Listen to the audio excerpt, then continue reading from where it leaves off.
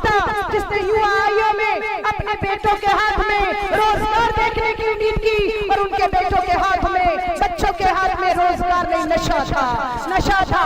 जिन बूढ़े कंधों को सहारों की जरूरत थी, उन बूढ़े माँ बाप के कंधों को जवान बेटों की जो है अर्थी उठाते हुए हमने आपने देखा है।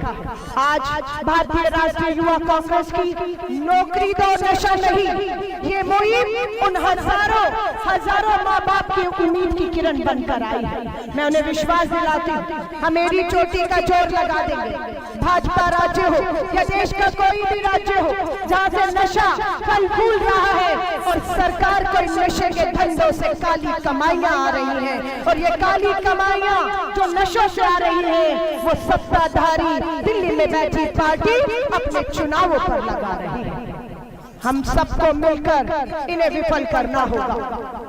मैं जिस विधानसभा से विधायक रही, मैं पुलिस चौकियों तक जाती रही, आपको भी सामना करना पड़ेगा, पुलिस को आपका साथ देना होगा। लेकिन कहीं न कहीं अपना अनुभव बता रही हूँ, विधायक थी, मेरी विधानसभा में चरस, अफीम, गांजा, चिट्टा बिकता था। पुलिस को क्या क्या क्या थक गई, पुलिस ने कार्रवाई नहीं की। जब मैंने आंदोलन किया तो मुझे आकर पुलिस बताती है आप पर हमला हो सकता है, मुझे पुलिस बता रही है लेकिन हमले को नहीं रोक पाती। हेलो, एक विधायक थी और मुझ पर हमला होता। ये इसलिए बता रही हूँ कि ये हमले आप पर भी होंगे। अगर आप निकलेंगे गली में, सड़कों पर नशे के खिलाफ, नशा माफिया सत्ता के संरक्षण पर आप पर हमले करेगा। पुलिस सुनवाई करेगी या नहीं करेगी इसकी कोई गारंटी नहीं, क्योंकि कोई थाना ऐसा नहीं होता जिसे इस बारे की जानकारी ना हो कि उसका थाना जहाँ है वहाँ नशा बिक रहा है या नहीं बिक रहा। इन थानेदारों को, इन पुलिस चौकियों को सब खबर रहती। मैं अपना अनुभव फिर बता रही हूँ। मैं जब विधायक थी 2015 में, जो डीसीपी थे, आईपीएस ऑफिसर डीसीपी थे, सारे सबूत सारी जानकारी दी, लेकिन उन्होंने कोई मदद नहीं की। मैंने घरों में बताया इस घर में गांजा है, अफीम है, चरस है और ये भाजपा का नेता है, लेकिन पुलिस ने तब भी हिम्मत नहीं दिखाई। मैंने फेसबुक लाइव कर दिया, उल्टा फेसबुक लाइव करने से सारा दूध का दूध, पानी का पानी हो गया।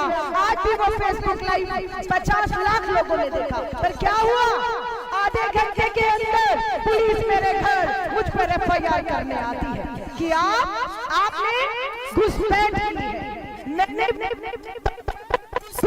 की है, पासिंग किया है, किसी घर में घुसी हूँ, उस घर में घुसकर अगर मैंने घुसपैठ की, किसी कानून नियम को तोड़ा, लेकिन उसके आगे की सच्चाई क्या थी, मेरे हाथ में अफीम, चरस, गांजा उस घर से जो बरामद था वो था, वो फेसबुक लाइव पर था, लेकिन एफआईआर नहीं हुई, कार्रवाई नहीं हुई और 4 सालों तक मुझे कोर्ट के चक्कर काटने पड़े और बरी हुई थी। ये सबके लिए आपको तैयार रहना होगा। ये लड़ाई इतनी आसान नहीं है, ये लड़ाई इतनी आसान नहीं है, और मुझे पूरा विश्वास है भारतीय राष्ट्रीय युवा कांग्रेस का एक एक कार्यकर्ता हमेशा सर पर कफन बांधकर एक बदलाव की लड़ाई के लिए निकला है, और इस बार भी आप नौकरी दो नशा नहीं, इस मुहिम को लेकर आगे बढ़ेंगे और पूरे संगठन, महिला कांग्रेस के अध्यक्ष और मेरी बहनें आपके साथ कंधे से कंधा मिलाकर इस मुहिम को कामयाब बनाने और राहुल गांधी जी के सपने को साकार करने के लिए कि एक युवा,